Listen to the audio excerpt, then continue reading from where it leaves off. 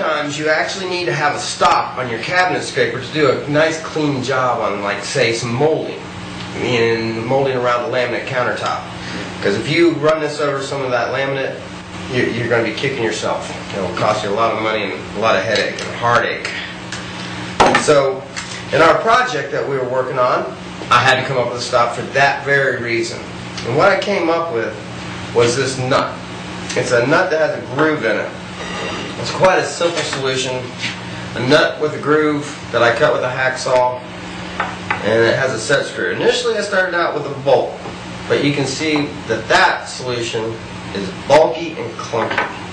When I put this set screw in there, boom, it's nice and small. And the wonderful thing about this whole project is all these are commonly found around the hardware store. This is basically just a 1/2 13 nut and a 1/2 13 set screw. So it won't cost you much more than $1, which is a good thing for not ruining a countertop. Okay, so basically what I did was I took a hacksaw and started cutting at the corner, at one of the points of the nut. And as you can see here on my finished product, that it is offset. The offset is so that you have more threads. Starting at the corner is so that when you go down about halfway, you'll have a flat surface that you'll be able to put against your board. So then basically what you'll do is you're almost ready to install it. I use fine threads on my hacksaw, so I think that the slot, that the fact that I used fine threads is why the slot is just a little narrow.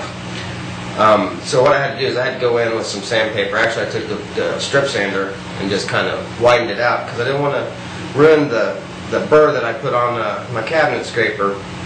I worked hard on when I'm putting this on. So basically you set the set screw in, make sure it doesn't go over, and slide it on. At this point what you'll need to do, and this is all common sense at this point in the game, but basically set this to the thickness of your molding. Let's say we have our laminate over here, and we only want to scrape right to there.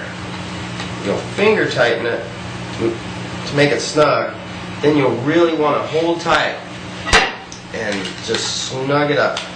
You want to be careful because it will want to move on you. And before you go into your project, you really want to make sure that you still have that measurement. That double check will do a lot of good. Alright, well we're going to go back to Nick and see what wisdom he can expound on us.